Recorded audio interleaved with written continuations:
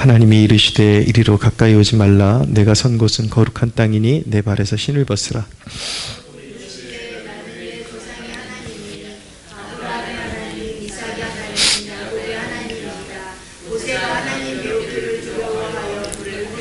여호와께서 이르시되 내가 애굽에 있는 내 백성의 고통을 분명히 보고 그들이 그들의 감독자로 말미암아 부르짖음을 듣고 그 근심을 알고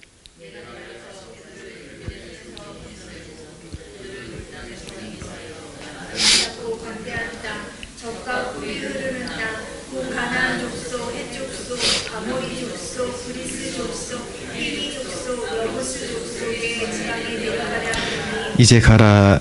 이스라엘 자손의 부르짖음이 내게 달하고 애굽 사람이 그들을 괴롭게 하는 학대도 내가 보았으니 함께 이제 내가 너를 바로에게 보내어 너에게 내 백성 이스라엘 자손을 애굽에서 인도하여 내게 하리라. 아멘. 네, 오늘도 모세에 관한 말씀 함께 나누겠습니다. 오늘 말씀의 제목은 불꽃 가운데 만난 하나님입니다. 모세가 모세된 것은 하나님의 불꽃 앞에서였습니다. 오늘 모세의 연단의 기간이 무르익어서 하나님께서 모세를 호렙산에서 기다리고 계셨습니다. 모세가 이드로의 양떼, 그 장인의 양떼를 몰아서 지난주 본문에는 이제 르우엘이라고 되어 있었죠. 어떤 같은 이름입니다. 같은 사람의 이름인데 그렇게 몰아서 호렙산으로 갔는데 모세에게는 우연의 발걸음처럼 간 그곳에 하나님의 임재가 기다리고 있었습니다. 이제 우리가 아는 이스라엘의 큰 지도자 모세가 드디어 이제 탄생하는 그런 위대하고 아름다운 장면에 우리가 직면하게 된 것입니다. 오늘 그 호렙산에서 2절에 보면 여호와의 사자가 떨기나무 가운데로부터 나오는 불꽃 안에서 그에게 나타나셨다라고 말씀하고 있습니다. 그가 보니 떨기나무에 불이 붙었으나 그 떨기나무가 사라지지 아니하는지라. 타지 않았다는 얘기예요. 타지 않고 그대로 존재하고 있었다는 것입니다. 불꽃 가운데서 불꽃의 형상으로 임재하신 하나님의 존전 앞에 모세가 서게 되었습니다. 이 불꽃, 불은 성령의 사역을 의미하는 것입니다. 근데 하나님의 불은 믿는 자들에게 하시는 역할과 그리고 믿지 않는 자들, 회개하지 않은 자들에게 하시는 역할이 다릅니다. 하나님의 불꽃은 하나님의 백성들에게는 하나님의 백성을 보호하는 불이요, 연단하는 불이요, 정화시키는 불이요, 능력을 주는 불인 것입니다. 그러나 회개하지 않은 죄인에게는 심판의 불인 것입니다. 예수께서 불과 성령으로 세례를 베푸시는 분이라고 말씀하실 때에 하나님의 백성들에게는 불을 던지셔서 능력으로 옷 입혀주시고 마지막 세대에 복음의 증인으로 만드시는 것이 그리스도의 사역이시고, 그러나 끝까지 회개하지 않는 자들에게 심판의 불을 던지셔서 태우는 불이지만 영원히 죽을 수 없는 영원한 고통을 받아야 되는 그 불을 던지시는 분이 바로 예수 그리스도이십니다. 그런 이제 하나님의 백성들을 보호하고 연단하고 정화시키고 능력을 주는 그 불꽃 앞에 모세가 서게 되었는데, 그 불꽃이 참 기이한 모습으로 이렇게 형상화되어 있는 것을 발견하게 되는데, 떨기나무를 감싸고 있었다라고 말씀하고 있는데, 이것은 키 작은 가시덤불을 이야기하는 것입니다. 이것은 상징적으로 하나님의 백성을 상징하는 것이기도 하고요. 하나님의 백성이 보잘것없고 그렇게 작은 존재라는 것, 그리고 무엇 귀한 재료로 쓰기에는 그렇게 적합치 않은, 그렇게 이렇게 볼만한 가치 있는 존재는 아니다라는 것을 말씀하고 있는 것입니다. 근데 그런 그 떨기나무를 거룩한 하나님의 불이 감싸고 있는 거예요. 그런데 타지 않아요. 묘하죠. 하나님의 백성들이 그렇게 약하지만 전능하신 하나님의 능력으로 보호하고 계시고 지켜주고 계시고, 결코 하나님 안에 있으면 타지 않는다라는 것을 상징적으로 보여주고 있는 것입니다. 하나님은 그의 백성 중에 계십니다. 화려한 곳이 아닌 떨기나무와 같은 곳. 예수님은 말씀하셨습니다. 두세 사람이 내 이름으로 모인 그곳에 나도 그들 중에 있느니라 라고 말씀하셨습니다. 하나님의 임재는 화려한 곳, 화려한 무대와 화려한 음악이 이렇게 막 흘러나오는 곳에 있는 것이 아니라, 제가 이렇게 지용훈 목사님하고 이렇게 좀 교제를 하잖아요. 이분이 서울대 성악가 출신이라 그 음악의 위력을 누구보다도 잘 알고 가끔 조언을 해주세요.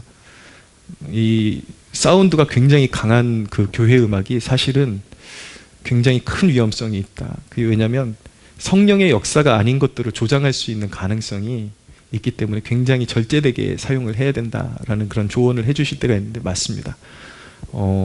락 음악 같은 거 이렇게 비트 큰 음악만 들어도 막 눈물이 막 나오고 막 사람이 뜨거워지고 그런 열기가 솟아오르고, 그런데 그것은 하나님의 역사와 차별화되는 것이죠.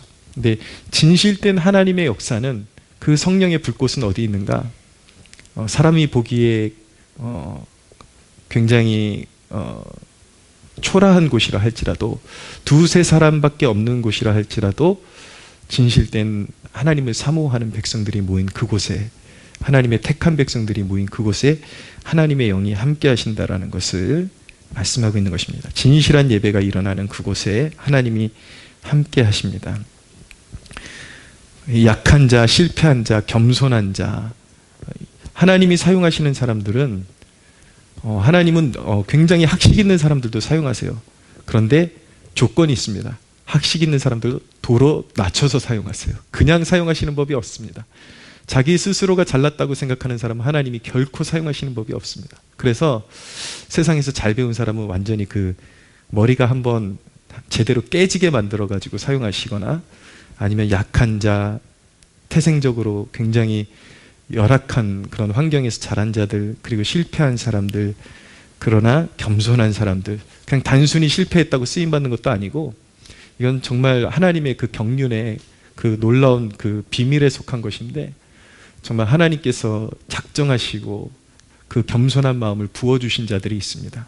그런 자들을 하나님께서 사용하신다라는 것을 알게 됩니다. 모세는 그곳에서 이제 누군가와 마주쳤는데 바로 여호와의 사자와 마주쳤습니다. 2절의 서두에 보면 여호와의 사자가 떨기나무 가운데로부터 나오는 불꽃 안에서 그에게 나타나시니라 라고 말씀하고 있습니다.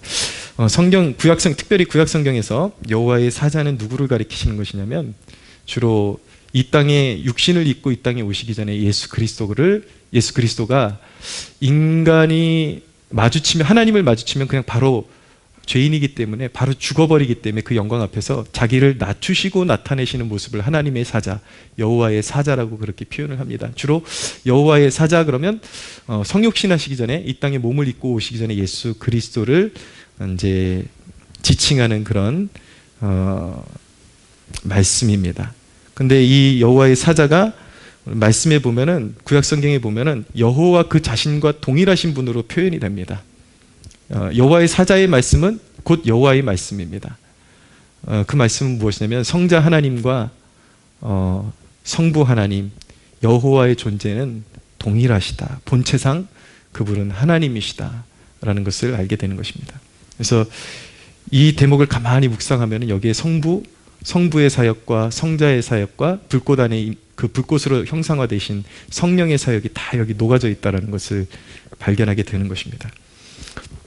그 그리스도를 발견하고 그 그리스도 앞에 서서 하나님의 영광 앞에 섰을 때에 드디어 이제 모세가 진짜 이제 리얼 모세가 된 것입니다.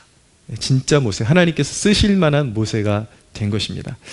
여러분, 원종수 권사님이라고 들어보셨는지 모르겠는데 감리교 쪽에는 그 남자도 권사를 세우거든요. 그러니까 이분이 기상천외한 그 간증들을 많이 하시고 미국에서 의학 박사이시고, 그런데 저는 우리 성도님들도 시간 되시면 원종수 권사님의 그 간증들은 한번 꼭 들어보셨으면 좋겠다는 생각이 듭니다. 요즘은 이제 이 그 신앙이라는 것이 너무 이 머리 중심의 신앙으로 돌아가 가지고 살아계신 하나님을 잘 몰라요, 이 세대가.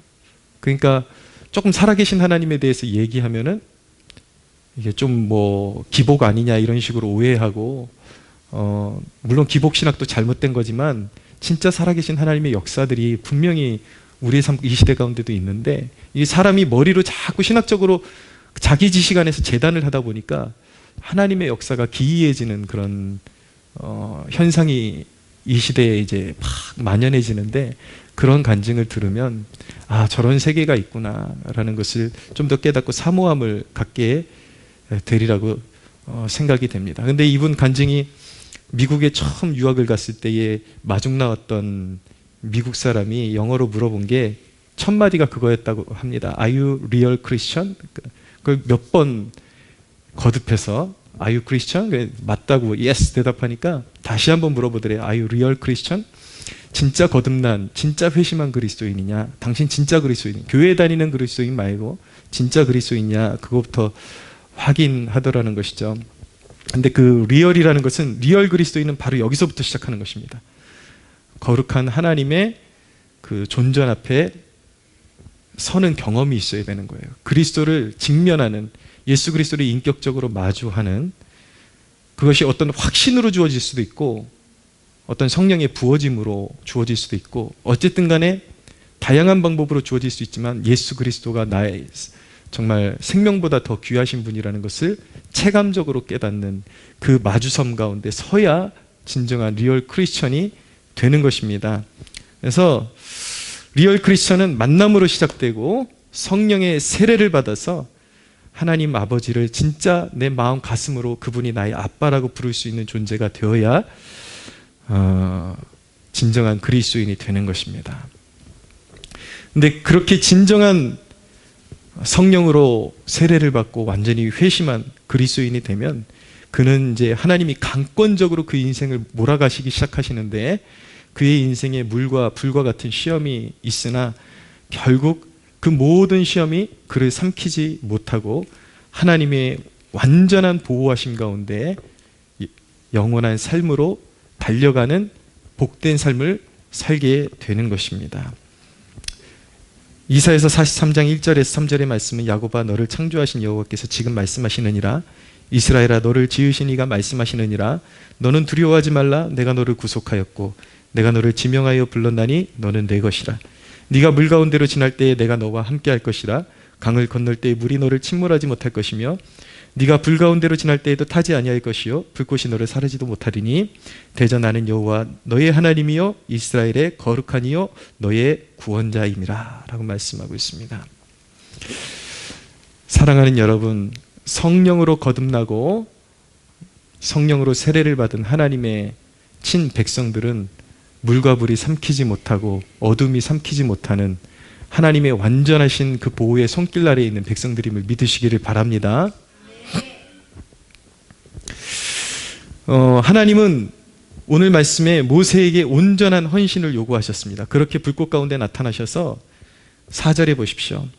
여호와께서 그가 보려고 돌이켜 오는 것을 보신지라. 이제 모세가 너무 기이해 가지고 이제 그걸 가까이 보려고 온 거예요. 근데 하나님이 떨기나무 가운데서 그를 불러 이르되 모세야 모세야 하시며 그가 이르되 내가 여기 있나이다 이렇게 응답하는 장면을 볼 수가 있습니다. 그렇게 하나님께서는 모세를 부르셨습니다. 모세야 모세야 그렇게 이름을 불러주셨습니다. 사실은 모세가 40년 광야 생활하는 중에도 하나님은 모세에게서 눈을 떼신 적이 없었습니다.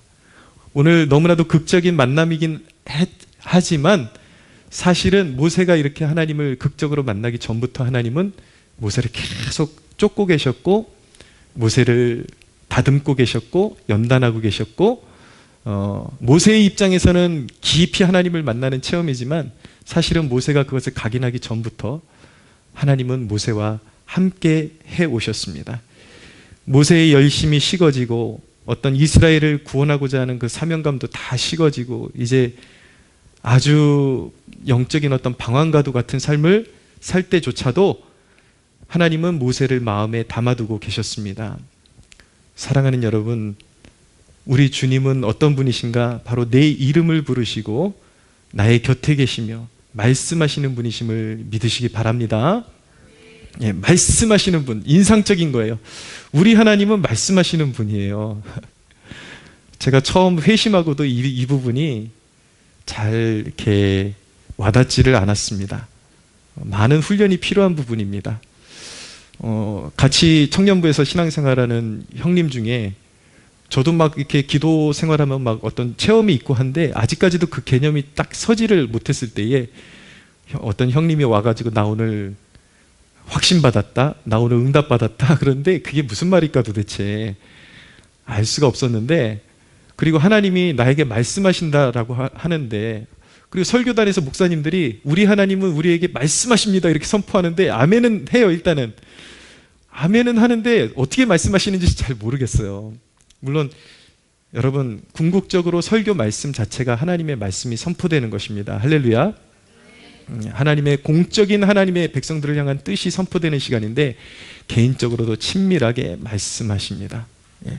우리의 이름을 불러주세요. 정말 하나님의 임재를 자각하게 되면 그게 우리에게 어떤 확신으로 깊은 어떤 메시지를 전하실 때 확신으로 다가오기도 하시고 어떤 깊은 생각을 우리에게 넣어주기도 하시고 또 진짜 말씀해 주십니다.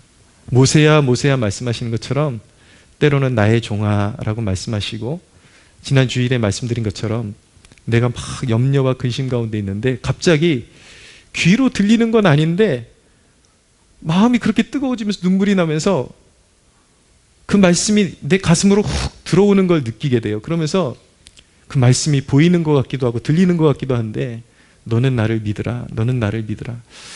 그게 어떤 감각적으로 다가오는데 그게 이게 들리는 것처럼 해석이 되어서 이제 저에게 다가오는 거죠. 그런 이제 훈련의 과정과 계속해서 쌓이는 그 경험을 통해서 하나님이 불현듯 내게 말씀하시는구나라는 것을 깊이 깨닫게 되고 그것을 확신할 수 있게 되었고, 그렇게 하나님께서 말씀하신 이후에는 반드시 하나님의 임재의 어떤 결과물들, 열매가 나타난다라는 것, 그것을 알게 된 것입니다. 근데 여러분, 이게 특별한 얘기가 아니라 정말 여러분들이 그런 세계를 사모하고 그런 임재를 사모하고 하나님의 말씀을 사모한다면 하나님은 누구에게나 정말 믿는 자들에게 그 선물을 주기를 원하십니다. 할렐루야. 축구선수 이영표 선수의 간증을 토막으로 잠깐 이렇게 제가 본 장면이 있는데, 제가 그 짧은 사진에 그 이영표 선수가 간증한 대목 몇 마디 이렇게 몇 줄 적어놓은 걸 보면서 이 사람 안에 나의 하나님이 동일하게 계시구나, 내가 경험한 하나님이 이영표 선수를 확실히 붙잡고 계시네 라는 걸 보면서 너무 감동이 되더라고요. 뭐냐면 그가 어느 그런 집회 같은 데서 간증을 할 때 했던 어떤 짧은 대목을 이제 사진하고 엮어서 보여주는 그런 기사였는데, 거기에 뭐라고 돼 있었냐면 이영표 선수가 어느 순간 기도 생활하면서 자기가 체험한 걸 얘기하는 거예요. 간증하는 거예요. 어느 순간 가슴이 뜨거워지면서 뭔가 가슴으로 쑥 들어오는 것을 느끼게 되었다고 합니다. 그런데 그 쑥 들어오는 게 말씀으로 해석이 되고 들려오는 것처럼 그렇게 해석이 되더라는 거예요. 그러면서 내가 너를 유럽으로 보낼 것이다 라는 그런 이제 하나님의 말씀으로 해석되어서 들리지 않는데 그게 들리는 거로 그렇게 이제 각인이 되는 것이죠. 그런데 그 말씀을 받고 나서 딱 2주 후에 진짜 해외팀 감독님으로부터 연락이 와가지고 스카우트 제의를 받게 되고 유럽으로 이제 가게 되었다라는 것입니다. 자, 이 대목에서 중요한 것은 그냥 성령의 임재를 느끼면 그냥 승승장구하고 이 대목이 중요한 것이 아니라 우리의 삶을 디테일하게 하나님께서 계획하시고 이끌어 주신다라는 것입니다. 할렐루야. 예, 특별히 그분의 그런 놀라운 역사들을 기대하는 백성들에게 하나님은 그 인생의 선물을 주시고 나의 그런 커리어와 나의 그런 능력과 전혀 어울리지 않는 은혜의 문을 활짝 여시고 내가 너를 그렇게 사용하겠다라고 그렇게 말씀해 주시는 분이 우리 하나님이시라는 것입니다. 모세의 하나님, 모세에게 말씀하신 하나님, 그리고 이영표 선수에게 말씀하신 하나님, 하나님의 사람들에게 역사하신 그 하나님이 바로 우리의 하나님을 믿으시기 바랍니다. 네. 하나님은 그렇게 아주 친밀하게 다가오셔서 우리의 이름을 불러주십니다. 여러분의 이름을 불러주시고 말씀하시기를 원하십니다. 굉장히 생각보다 자주 말씀하시는데 이런 부분에 대해서 자기가 각인을 하지 못하고 있기 때문에 계속해서 지나치는 경우들도 있긴 해요. 근데 그것을 각인하기 시작하면 좀 더 선명해지기 시작하고 그 임재가 더욱더 깊은 여운으로 우리의 삶 가운데 다가오기도 하는 것입니다. 이렇게 주님의 인도를 받으려면, 깊은 인도를 받고 주님께서 일생 이끌어 주시는 삶을 경험하려면 조건이 있는데, 자, 구원은 인간의 조건으로 절대 구원을 받을 수가 없습니다. 오직 하나님의 은혜로 받습니다. 근데 은혜로 하나님 앞에 부름받은 사람이 이제 하나님이 보증하시고 인도하시는 삶을 살기 위해서는 어떤 소정의 대가를 치러야 되는 거예요. 어떤 조건을 갖춰야 되는 것이죠. 그것이 무엇이냐면 5절에 한번 보시죠. 5절 같이 한번 읽어볼까요? 시작. 하나님이 이르시되 이리로 가까이 오지 말라. 내가 선 곳은 거룩한 땅이니 내 발에서 신을 벗으라. 네, 내가 선 곳은 거룩한 땅이니 내 발에서 신을 벗으라. 네, 자, 이게 구원의 조건이 아니라는 것에 발에서 신을 벗는다고 구원받는 게 아니죠. 하나님께서 모세를 강권적으로 이끌어 주신 거예요. 사용하시려고. 그렇지만 이제부터 내가 너를 이끌 것인데 그 부르심에 응답하려면 네 신을 벗어라 라고 그렇게 요구하시는 것입니다. 자, 이곳은 거룩한 땅이니 내 발에서 신을 벗으라. 신을 벗으라. 그것은 한마디로 축약하면 주님께 삶을 드린다라는 뜻이거든요. 그런데 주님께 삶을 드린다라는 것은 이런 두 가지 결단을 말씀하는 것입니다. 자, 첫째는 무엇이냐면 그동안 지나오면서 묻었던 삶의 가치관, 묵은 것, 이 묵은 것들을 다 벗어 버려야 하는 것입니다. 예수 그리스도를 우리가 인격적으로 만나는 그 순간에 내 가치관과 삶의 습관들, 묵은 것들은 다 벗어 버려야 새 사람을 입고 하나님께서 쓰시기에 적합한 존재가 될 수가 있는 것입니다. 심지어는 아직은 내가 모르는 그런 상황 가운데서도 내 옛 습관이 계속 묻어 있을 수 있어요. 그런데 이 말씀은 뭐냐면 하나님께서 깨닫게 해주시는 족족, 이것이 하나님의 뜻이 아니고 하나님의 성품에 부합하지 않은 습관이라는 것을 가르쳐 주실 때에 그 자리에서 망설이지 않고 내려놓고 다 버리겠다라는 결단을 요구하시는 것입니다.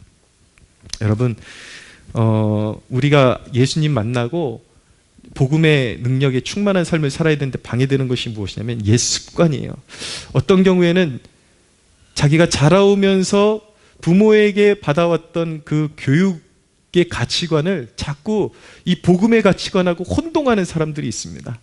예, 하나님의 사람들은 절제하고 어떤 면에서는 절약하는 습관이 있지만 어떤 사람들에게 있어서 그 절약이 하나님이 주신 마음이 아니라 예전부터 그냥 그 부모 밑에서 아끼는 부모 밑에서 이렇게 몸에 젖어온 그 옛사람의 습관일 수도 있어요.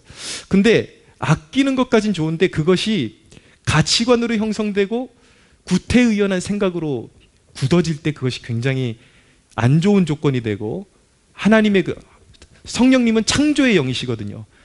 내가 가보지 못한 세계에 대해서 발을 딛게 하시고 도전하게 하시고 새로운 것들을 활용해 보게 하시고 이런 생각이 탁 트이게 만드시는 분이 우리 하나님이신데, 그 옛날 습관, 옛날 방식 이런 걸 벗어버리지 못해가지고 꽉 묶여가지고 그게 마치 복음인 것처럼 착각하고 살면은 성령님께서 어떤 새로운 지경을 보여주시고 너의 지경을 넓혀줄 거야 라고 말씀하시고 이끌어가도 그 옛 습관에 젖어가지고 그 활개를 치기가 너무 어려운 그런 상태에 이제 묶여버리게 되는 것입니다. 그래서 내가 가진 습관 중에 무엇 하나 하나님이 주신 것이 아닌 것은 언제든지 하나님이 아끼라고 하시면 아끼고, 그러나 하나님이 이거 다 풀어버려라 그러면 다 풀어버릴 수 있는 트인 생각, 정말 성령의 생각에 복종할 수 있는 그런 열린 마음을 가져야 하나님께 쓰임받는 존재가 될 수 있는 것입니다. 할렐루야. 성령님 앞에 열린 마음을 갖는 여러분들 되시기를 바랍니다. 두 번째, 내 신을 벗으라는 것은 이제 삶의 주도권을 주님께 맡겨드리는 결단을 하라는 것입니다. 이제 네가 앞서가지 말라는 거예요. 어떤 삶의 계획 가운데 되고 안 되고 이거는 이제 무조건 내 마음의 소원대로 되는 것이 아니라 주님이 결정하신다라는 것입니다. 하나님이, 주님이 앞서가시며 결정하는데 그 모든 것들을 주님의 손에 맡겨드리고 주님의 결정에 순복하며 따라갈 삶의 태도를 가지고, 각오를 가지고 따라오라는 것입니다. 예, 그게 바로 십자가의 길이고 좁은 길이고, 그 길을 따라가야 영생의 길이고 부활의 길임을 믿으시기를 바랍니다. 예, 이젠 주님의 그 임재 앞에 서면은 주님께서 강권적으로 끌어가시는 삶에 순종하면서 살아가야 하는 것입니다. 그걸 각오하셔야 돼요.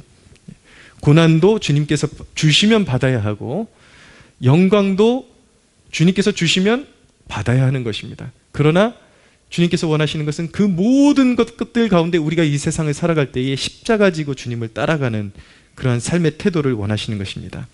그렇게 이제 내 발에서 신을 벗어라 라는 모세의 그런 결단을 요청하신 다음에, 자, 모세는 이제 하나님으로부터 사명을 받게 됩니다. 6절을 보십시오. 또 이르시되 나는 내 조상의 하나님이니 아브라함의 하나님, 이삭의 하나님, 야곱의 하나님이니라. 모세가 하나님 배웁기를 두려워하여 얼굴을 가렸다 말씀하고 있습니다. 아브라함과 이삭과 야곱의 하나님, 여러분 주님을 만나면 제일 감동이 되는 게 무엇인지 아십니까? 믿음의 조상들을 이끌어 가셨던 하나님이 지금 내게 임재하시고 나를 이끌어 가시는 그 동일한 하나님이라는 사실을 생각하면 막 전율이 오릅니다. 어떻게 성경에 나오는 수천 년 전에 하나님이 사랑하셔서 이끌어 주셨던, 구속 역사에 선택하셨던 그 백성들에게 오셔서 구원하시고 그들의 손잡아 주시고 이끌어 주시고 약속 주셨던 하나님이 지금 나의 삶 가운데 임재하시는 하나님이라는 것을 한번 떠올려 보십시오. 이건 정말 너무나도 감격이 되는 것입니다. 인생이 누릴 수 있는 가장 큰 특권인 것입니다. 할렐루야. 그분이 바로, 우리가 만나는 하나님이 바로 아브라함과 이삭의, 야곱의 하나님. 여러분, 하나님이라는 이름은 오직 아브라함과 이삭의, 야곱의 하나님, 그 하나님, 예수 그리스도의 하나님, 오직 한 분이심을 우리는 믿고 따라가는 것입니다. 할렐루야. 그렇지만 모세가 하나님을 마주쳤을 때에 두려워해서 얼굴을 가렸다라고 말씀하고 있습니다. 하나님은 분명히 친근한 분이지만 경외해야 될 분이라는 거 한순간도 우리가 잊어서는 안 되는 것입니다. 이제 하나님께서 모세에게 사명을 주시는데, 모세의 사명은 무엇이냐면 하나님의 백성들을 이끌고, 애굽에서 종살이하는 하나님의 백성들을 이끌고 젖과 꿀이 흐르는 땅, 가나안 땅으로 이끌어서 들어가라라는 것입니다. 말씀드린 것처럼 모세는 예수 그리스도의 모형입니다. 예수 그리스도는 우리를 진정한 젖과 꿀이 흐르는 땅으로 이끌어 가시는 분이시죠. 가나안은 그냥 모형일 뿐이고 우리의 진정한 젖과 꿀이 흐르는 땅은 천상의 세계, 하나님 나라인 것입니다. 이것이 바로 모세의 사명이기도 하고 바로 예수님의 사명이었고 바로 부름받은 우리의 사명이기도 한 것입니다. 우리의 사명이 무엇입니까? 영적으로 절망과 어둠과 한계 안에 갇힌 이 세대를 하나님께로 이끌어서 세상의 부요함 같지만 죽어가고 멸망에 속해 있는 그 사람들을 이끌어서 진정으로 영원한 삶이 있고 부요함이 있는 젖과 꿀이 흐르는 땅, 천국으로 이끌어가는 것이 우리의 사명임을 믿습니다. 그래서 자, 9절에 보시면 이제 가라고 하십니다. 모세에게. 여러분, 예수님을 만나면, 인격적으로 만나면 가장 먼저 해야 하는 일이 무엇인지 아십니까? 사람들이 많이 오해합니다. 이 땅에서 잘 먹고 잘 사는 축복을 주십시오. 그게 가장 먼저라고 생각하는데, 그것은 먼저 그의 나라와 그의 의를 구하라, 그리하면 너희에게 이 모든 것을 주시리라는 부차적인 것에 불과한 것들이고 그것이 본질이 아닙니다. 만난 자는 가야 합니다. 잃어버린 백성들을 구원하러 가야 합니다. 영적인 애굽 땅에서 종살이하는 백성들을 구원하러 가야 하는 것입니다. 만난 자는 사명을 가지고 가야 하는 것입니다. 할렐루야. 우리를 보내시는 그 사람들, 그리로 가야 하는 것, 거리로 나가야 하고 우리 지인들에게, 믿지 않는 자들에게 나아가서 그리스도의 복음을 증거해야 하는 것입니다. 모세는 이 불꽃 앞에 섰을 때 이제 방황이 끝났습니다. 여러분, 하나님께서는 모세에게 이제 말씀하십니다. 나의 사명을 들고 가라. 네가 가는 곳마다 내가 붙들고 인도할 것이다 라고 말씀하시는 것입니다. 사랑하는 여러분, 이 기도의 자리가 모세가 섰던 그 하나님의 임재, 그 거룩한 장소가 되기를 원하고, 이곳은 거룩한 만남과 함께 잃어버린 영혼들에게로 사명을 붙들고 나아갈 수 있는 저와 여러분들 되시기를 축복합니다. 성도 여러분, 이 기도회 가운데 이 믿음을 가지십시오. 나를 살아계신 하나님께서 만나주신다라는 믿음을 가지십시오.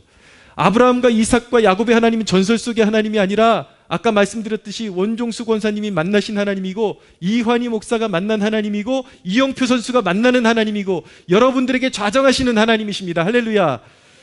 여러분, 사모함을 가질 때 만나주신다라는 믿음을 가지십시오. 그분 외에는 이 세상에서 의지하는 모든 것을 끊어버리십시오. 영적인 방황에서 돌이켜 하나님께서 뜻하신 삶을 살게 하리라는, 해 주시리라는 그 믿음을 가지고 기도의 자리로 나아가는 저와 여러분들 되기를 예수님의 이름으로 축복합니다. 하나님께 영광의 박수 올려드리겠습니다.